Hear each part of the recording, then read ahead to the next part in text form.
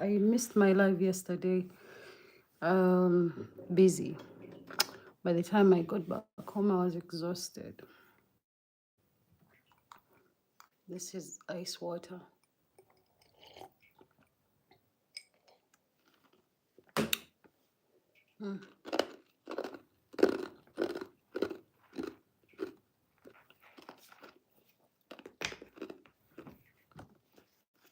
All right, so today we are going to discuss the biggest construction myths. If you know anything about a myth, myth is nothing like a legend. Some of you misunderstand the two and you misquote the two, but they're very different things. A myth and a legend are very different things. So, the myths in construction could simply mean things, how do you say, isolated experiences based on different incidences. For example, imagine I'm building today and then something that I have never seen happen. I might as well take it for the truth, you know? I don't know. There is no scientific proof to a myth. Hi, pretty babe. How are you? So there is no evidence or scientific proof to prove a myth is correct and accurate. In fact, there is more than enough scientific evidence to prove the myth a myth, like to prove it wrong. So before you start taking advice from people, do more than enough research to conclude beyond reasonable doubt that what people are telling you is not just a myth. For example, a lot of people are scared of their own shadow, you know? That is, it's not literal, it is like an analogy. So there are people in this world who are scared of anything and everything, and when they see you doing it, they'll scare you based on myths. They'll be like, why are you swimming in there? You know, you can drown, or you know, you can die. But if you are actually a good swimmer, you won't drown. You know, if you happen to go on a lake or something and you have a life jacket on, you will not drown, especially if you have some swimming skills. These are just myths and legends. Now let's proceed to construction myths and legends. I have notes written down because these are so many myths and legends. Or remove the word legend and stick to myths. The first myth that people have is the more cement that you use during construction, the stronger your building is going to be. That is actually false. It is false. Now, I'm going to explain to you why it is false. It's a myth.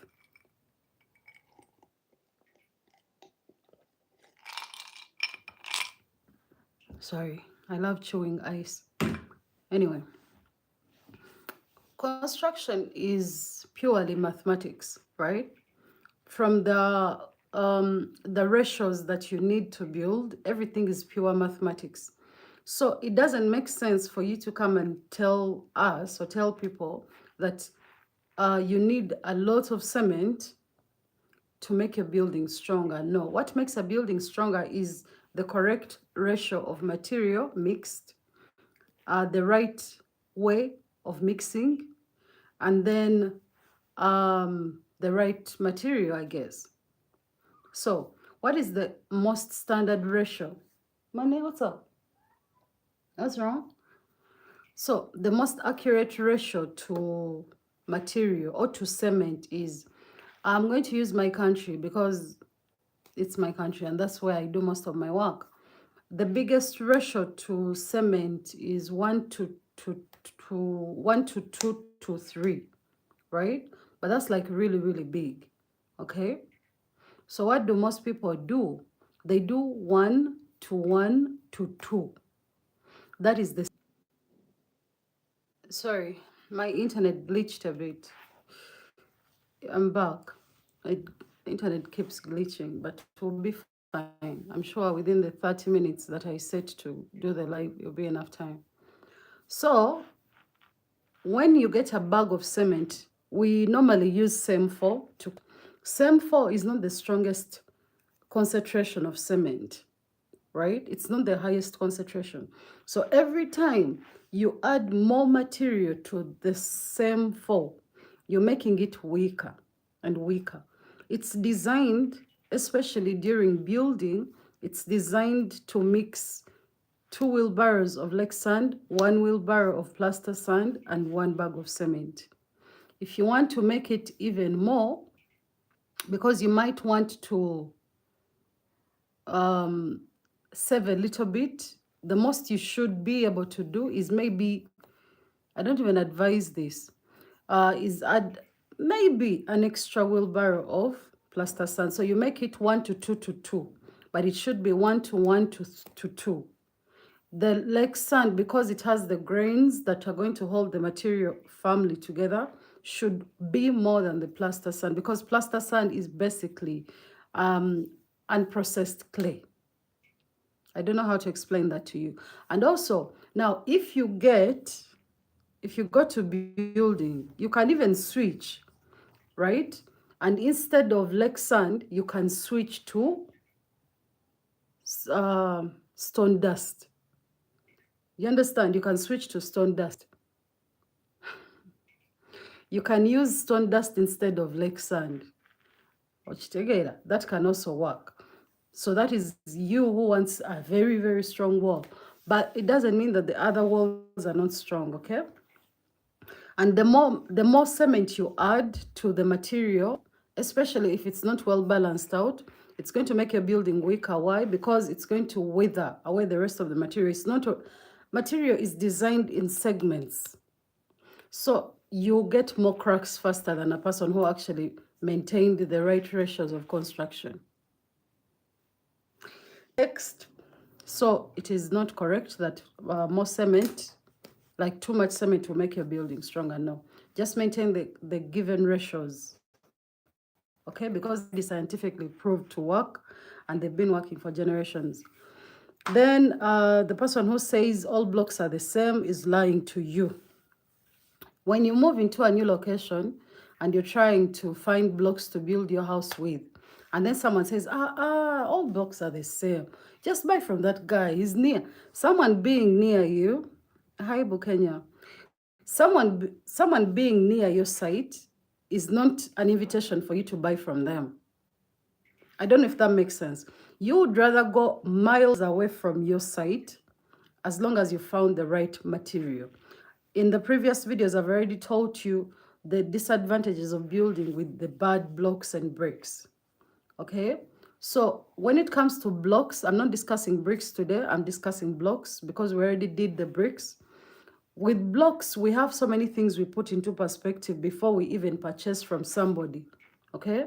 The material they're using, the compression rates, the curing time frame, and then the dedication of the curing process. These are the things that make a block stronger. You will go and get someone buying a manually made block and then getting a block from a person who makes with high compression machines. These two blocks are different. They might look the same, but they are different. They're different in strength. They're different in a lot of things. Very, very different. So please, not all blocks are the same just because they look alike. Okay? Okay, the next myth is a deeper foundation is always better. Lies. Let me give you an example. Your foundation should not go beyond the hard ground. How do we excavate for a foundation? When we are excavating for a foundation, first and foremost, you're going to look at your house plan and see the depth that was advised for your construction. Okay? Because before someone draws this house plan, they'll do a soil test. They must do a soil test. What does a soil test mean?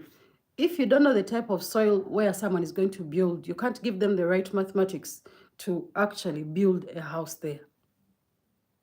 Do you understand?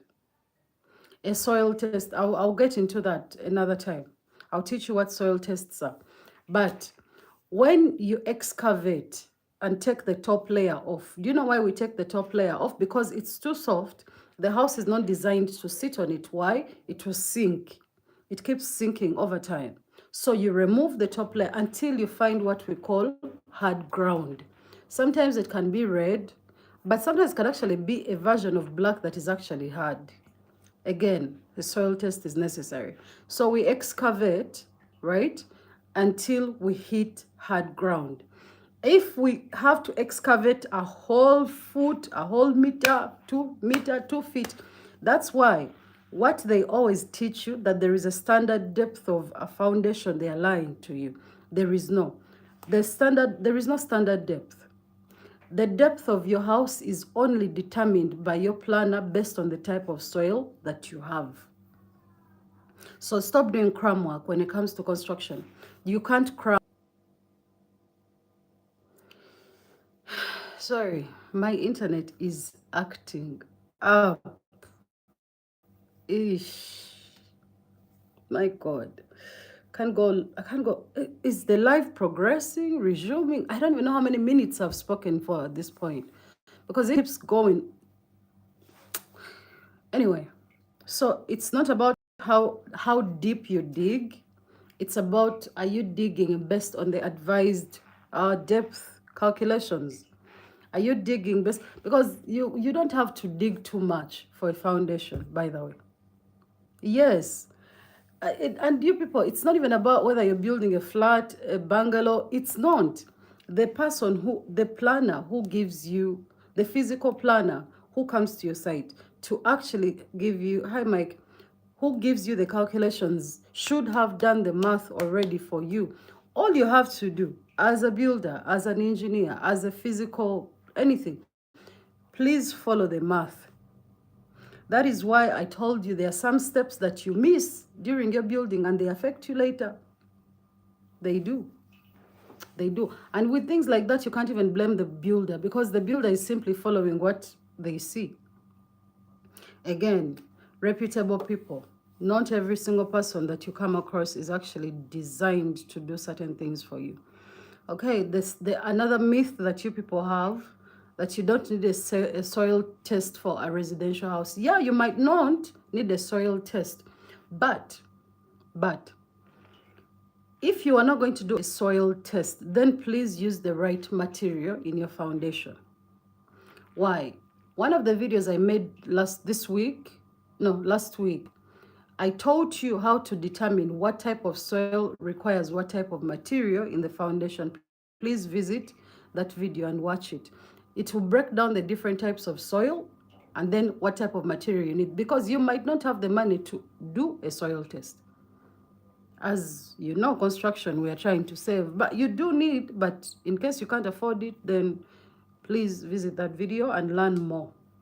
Then another myth that you have, the thicker walls always make a stronger house. That is not true.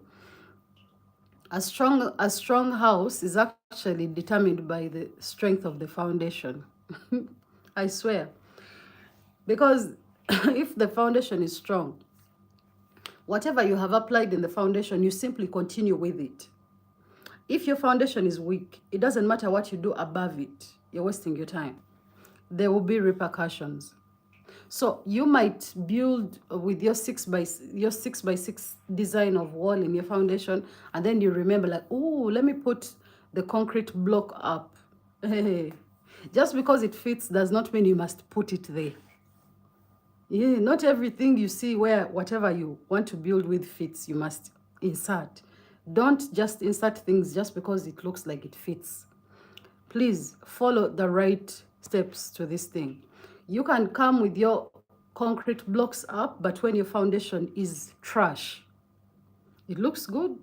It's up to, the math is correct, but the weight that is coming above it is what is going to make the whole building weak. Please watch my last week videos. Another myth that you have is any sand can be used for construction. Let me ask you a question. Maybe I'm not informed of this, but this is what I know. This is what I studied. Have you ever, people that live near oceans, right? You have beaches, you have sand. Have you at any point ever seen any construction company collect sand from an ocean? Have you? They don't use that sand. Why? Because it has salt elements in it. Salt cannot mix with gravel.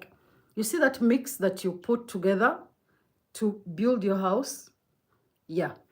Not all sand is used to build. They need sand from fresh water lakes, anything with fresh water, anything. That's the type of sand that you're supposed to use to build. Okay? So again, do more research on this. Me, that's what I know. Hey, this live. This is the most hectic live I've ever done. You speak for 5 minutes, it goes off. You have to resume back to back. How is this video going to look? Anyway, for those of you that there is another myth that says all concrete becomes fully strong after 1 week. Concrete does not have a limit of how long it can get stronger, but we have a scientific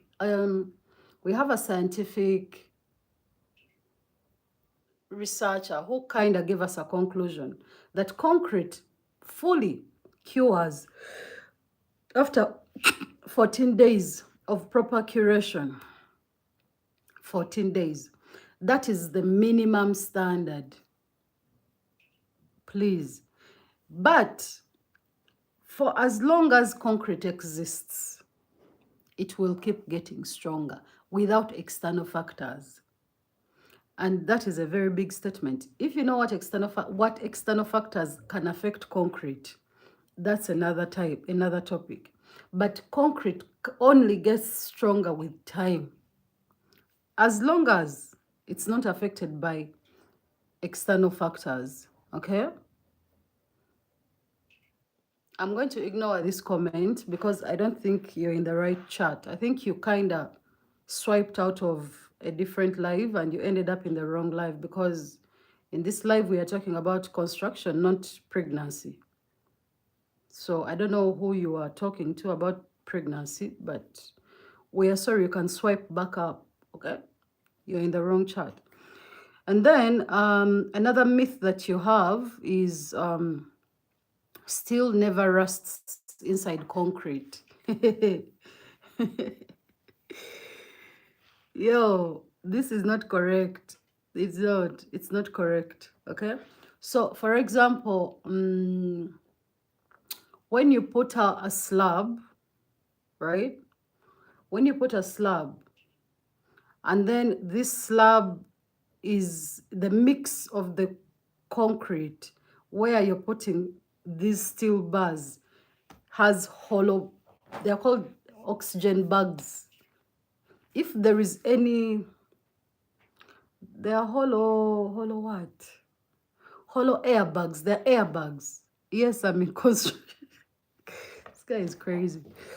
You're in the wrong place, man. You're in the wrong place, okay? So if this concrete that where you're putting these steel bars is not done or mixed well, and it has multiple airbags in it, and then this mix of yours gets exposed to a lot of water. Of course, we both know fresh water will generate oxygen naturally within it. Guess what happens?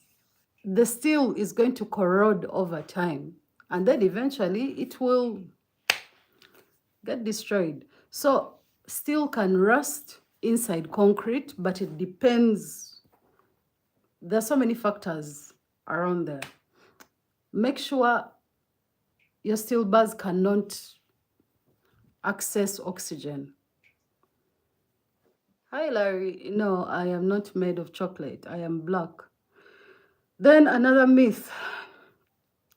Cracks always mean the house is about to collapse. That's not true, though it depends on the size of the cracks. I made a video last week teaching you about the different types of cracks. Please go watch that video. Cracks have different designs, right? Very different. So there are different types now. There is a type that would definitely, if you see it, you know for sure the house is going down. And then there are types that are repairable. All of them are repairable if seen early.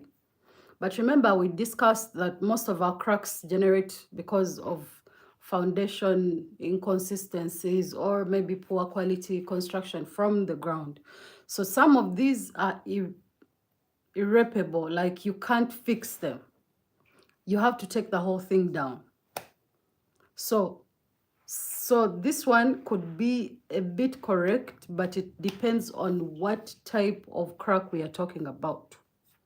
Watch, there is a video on this. The people living there, that is their problem, not yours. But if you mix with air, you use less concrete and save money. I don't know what you're talking about. Okay. And then the myth that you've been fed that... Now, I'll make a video probably on Wednesday or Thursday. I'll give you the contractions between concrete blocks and clay bricks. Which ones are better? Advantages of both and disadvantages of both. Because you have this myth that concrete blocks are better than clay bricks, right? Everything has its own advantage and everything has its own disadvantage. So I'll discuss this. So this is neither accurate or false. Why? Because for one, it serves a purpose that the other one can't serve. Both of them have their own purpose. So let me note this down. I'll make a video on this. Concrete blocks versus clay bricks. Okay. But the one thing I can tell you for free now is that clay bricks are more durable. They are more durable than concrete blocks. That one I can tell you now. Depending on the situation, there is always a but. Okay, the other thing is you can save money by skipping supervision. Please don't. This one is the biggest scam of all time. Biggest one. Poor management of your construction equals to unimaginable losses, great headaches, and impossible recovery. You could die. You could just collapse and fall down and you don't get up permanently. Trust me. I told you the other time, as a project manager, I'm a project manager. I manage projects, right? A project manager holds one of the most important roles in construction. And I guarantee you, if you have a bad project manager, you will not have a project at all. So it doesn't matter if you have the best builders, the best material, anything. It doesn't matter. I promise you, it doesn't matter. Okay. Painting over cracks solves the problem. Please don't paint your cracks. I made a whole video on cracks. Please go and watch it. I told you how to hook them, how to cling them back to earth, and then there is a video before this, I believe, before this one, yeah. Cheap materials save money. No, they don't save money. In fact, the cheaper the labor, the cheaper the material, the more it will cost you later, depending. Again, take that with a pinch of salt. There is more information to that statement. But half that time, I promise you, you will pay for it. You will always pay for it. Okay, anyone who has built a few houses is automatically a qualified engineer. This is false. Even people that go to school, especially in our African systems, even if they've graduated, they are not qualified engineers just because they hold a piece of paper. Engineering is a practical craft, right? Hi, Jeffrey. No, I don't want to go to your island. Thank you for the offer, though. Construction is purely experience. This one I'm going to tell you. The more experience you have in this field, the more you qualify to actually manage a lot of things.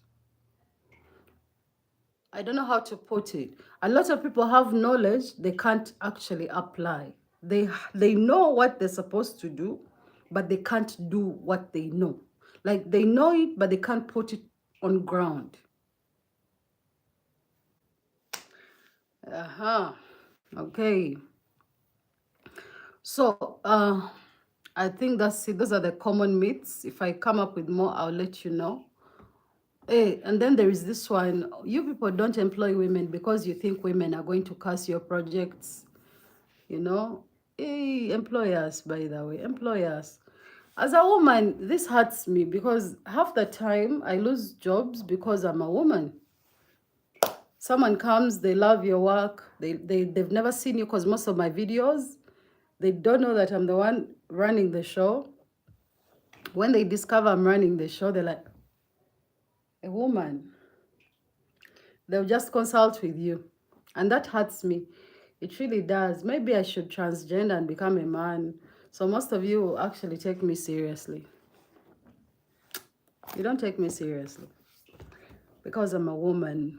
Please, it's a myth. Women are actually the better qualified sex for construction. Actually, for any job, really, because women operate on a different scale. They operate differently than men. You might actually have more peace dealing with a woman in construction than a man. What else?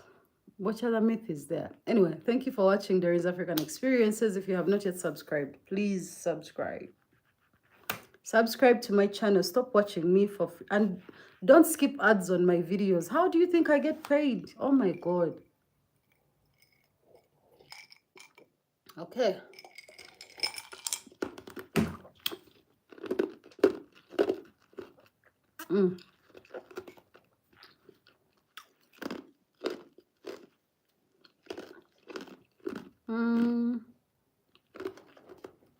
Do you have any questions?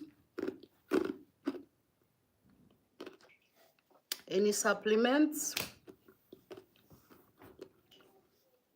Have you personally encountered some myths? Do you have questions that you have no answers to? Put them in the comment section. I'll answer them. Okay. Now, let me go and find myself dinner. It's late. And good night. Take care and have a good day for those of you that are just starting your day, because I know some of you are just starting your day. And if it's already daytime, have a nice day, have a good evening, and have a good night. See you tomorrow. Happy belated 4th of July to the Americans. I hope you had a nice 4th of July. Okay, bye. See you soon.